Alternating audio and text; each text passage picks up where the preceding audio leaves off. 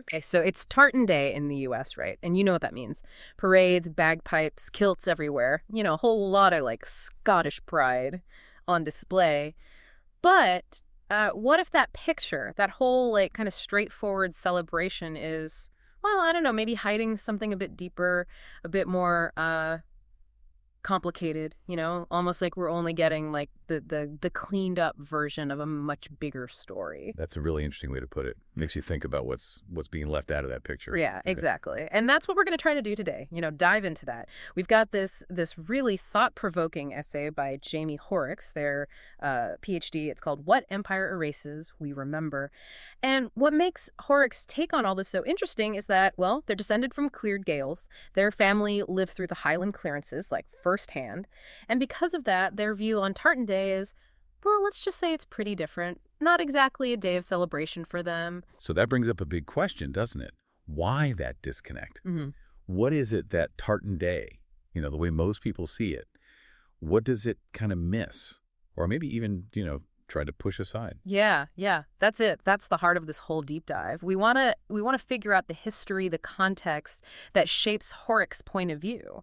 Specifically, we're talking about the Highland Clearances and their impact on like the Scottish diaspora.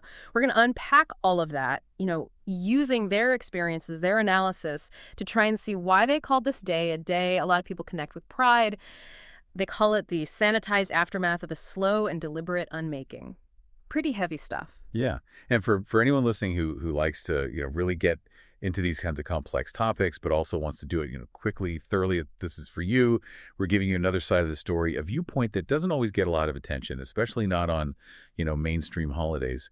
And it's often in those stories, the ones that aren't told as often, that we find the most insightful things about heritage and how we see ourselves. All right, so let's get into it. Hoerricks talks about this statue, right? It's called The Emigrants. It's in Helmsdale. And you see this guy, strong, looking out towards the horizon, all determined, kid by his side. Kind of gives you that feeling of like, noble, brave emigrants facing hardship, right? Yeah. Making a tough choice, but going for it. Yeah, you definitely get that sense from the statue. Brave souls setting off for something better. Like a choice they made, driven by, I don't know, hope, maybe, opportunity. Right. But then Hoerricks flips the script. And the key here is what that statue doesn't show you. It doesn't show you the evictions, the brutality that forced all these people to leave in the first place. No overcrowded ships, no disease, none of that. No burned homes or land, like that deliberate severing from everything these people knew. And get this, no acknowledgement that a lot of them weren't even expected to make it. Yeah. Like they were just expendable. It's a powerful shift in perspective, right? From individual choice to something much more systemic. Because the clearances, they weren't just, isolated tragedies. It was policy, a strategy, driven by the lairds, their economic interests, sheep farming, higher rents, that kind of thing. Yeah. It changes the whole story of immigration. Totally. And this goes right to the heart of Hoerricks's critique of Tartan Day. They're saying that the celebration with all the, bagpipes and kilts and the kind of romanticized Scottish identity, it completely ignores what actually caused this diaspora. It's like celebrating the leaves of a tree, but forgetting about the huge storm that ripped it from the ground, Exactly. It wasn't just about people, moving somewhere else. It was about trying to erase them from their homeland, to break their connection to the land, to their culture, their whole way of life. Now, Hoerricks isn't just talking about history here. This is personal for them. They talk about their own family, their connection to the clearances. It makes this history, real lived. Yeah, it's not just an academic exercise. Yeah. You can hear it in their voice, the weight of that history being passed down through generations. All right. And they say that, not all their ancestors were forced out of the Highlands right away. Some held on in places like Clydeside. But even there, they faced hardship. And then you've got this story about their great-grandfather.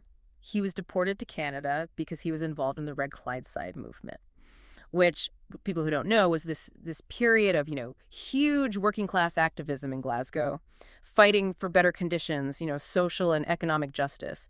And the authorities cracking down on them only added to the displacement. It really shows how this idea of emigration, it wasn't just a one-time thing. It was a process, this system. They kept, pushing out the poor, anyone who challenged the imperial order. It was about control, silencing dissent. And so what Horrocks inherited wasn't just displacement, it was this long echo of resistance, as they put it, this constant struggle, and the state trying to shut it down.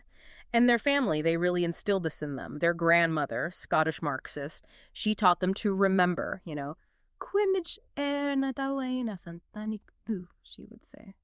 Remember where you come from. Don't just celebrate blindly.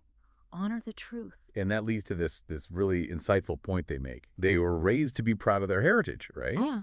But as they learned more, they realized that what they were being asked to be proud of was, in a way, the result of their ancestors being removed. It's like, be grateful you survived, but don't ask why you had to survive in the first place. Yeah, there's that tension, right, between the celebration and the real reasons behind it. Exactly. Which brings us to this kind of fascinating part of Hoerricks' story, the Highland Games. Now, this might seem a little contradictory, right? Someone who's critical of Tartan Day being a champion caber tosser. Yeah, it's definitely a paradox. Here's someone who, like, literally embodies this idea of Highland strength. Yeah.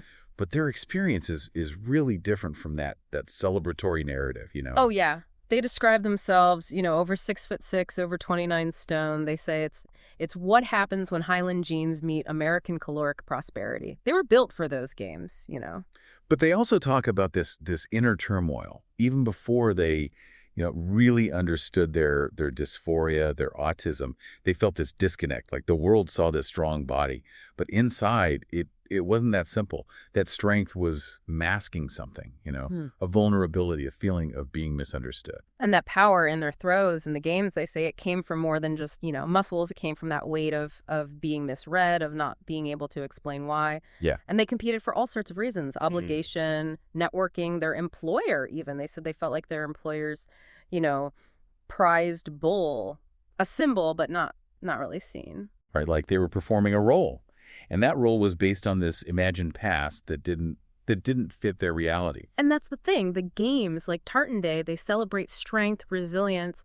But as Hoerricks points out, they don't really dig into why those qualities were needed. There's this celebration of what's left, the traditions, the athleticism, but the history that made that resilience necessary, the forced removals, the cultural destruction, it's kind of absent. They talk about being both central and invisible, which is such a powerful phrase. Like they were the spectacle, but their true self, their queerness, their neurodivergence, their working class background, it didn't have a place there. Yeah. And that brings us to a really important point. Hoerricks brings up this concept from Professor Jason Hickel, good economics. Can you explain what that means in this context? Sure. Hickel says good economics isn't actually about, doing good. It's this language that empire uses to justify suffering. Think of it like a company that's only focused on profits, even if it means harming people or the environment. Hickel's saying that empire does something similar. They use this kind of cold economic logic to justify their actions.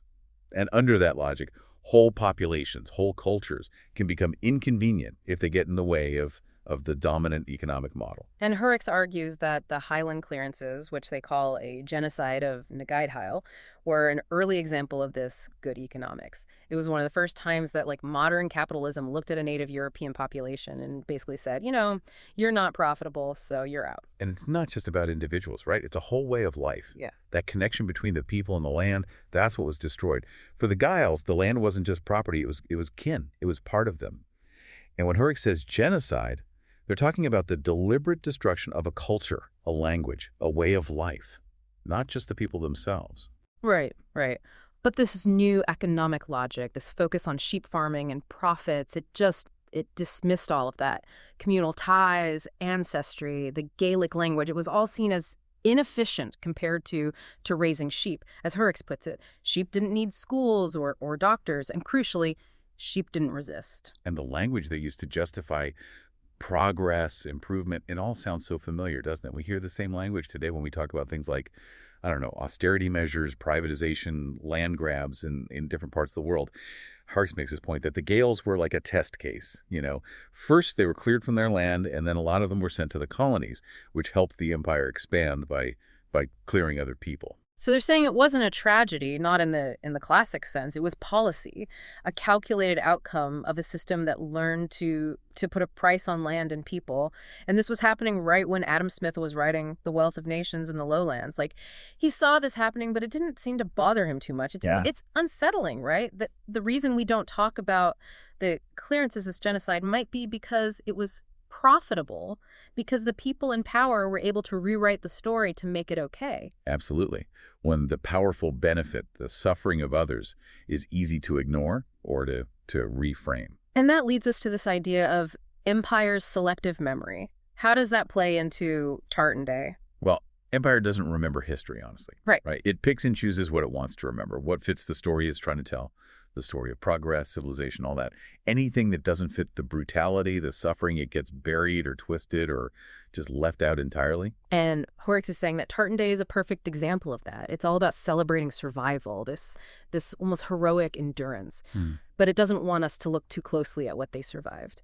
We can appreciate the tartan, the bagpipes, the aesthetics, but the trauma underneath, the loss of language and culture, the grief, that's all kind of swept under the rug. It's like taking something really painful and turning it into this feel-good spectacle. Yeah. And there's this argument, this idea that gets thrown around that Scots were colonizers too, as if that somehow makes the clearances less horrific. But it ignores the fact that most Highland emigrants didn't go to the colonies as powerful people. They went as the dispossessed. They were the fuel for the imperial engine, not the ones driving it. And then there's the way the British Empire used Highlanders in the military. You've got groups like the Black Watch, which were originally made up of Highland clans. They're used to police their own people after the Jacobite uprisings. That resistance to English rule, it was rebranded as military strength. And that Highland fighting spirit, it was turned against other colonized people. Hoerricks' own family shows this really clearly.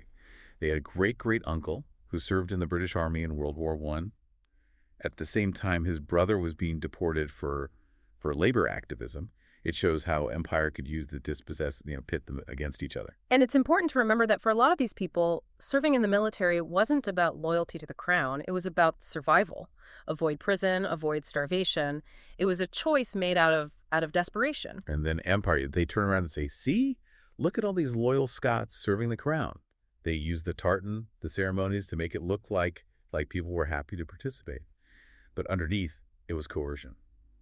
So when Hoerricks sees these Tartan Day parades, these sanitized versions of history, they ask, whose story is this?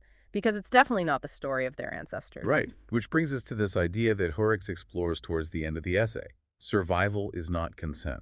Right. They have this deep connection to their lineage, the McFarlanes, known for their independence, their resistance.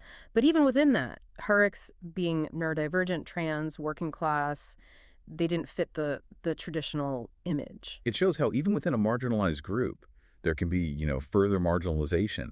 The dominant culture might celebrate certain aspects of Highland identity, but still not accept someone like Hoerricks fully. Totally. They participated in the traditions, wore the tartan, but it wasn't because they agreed with this sanitized version of history.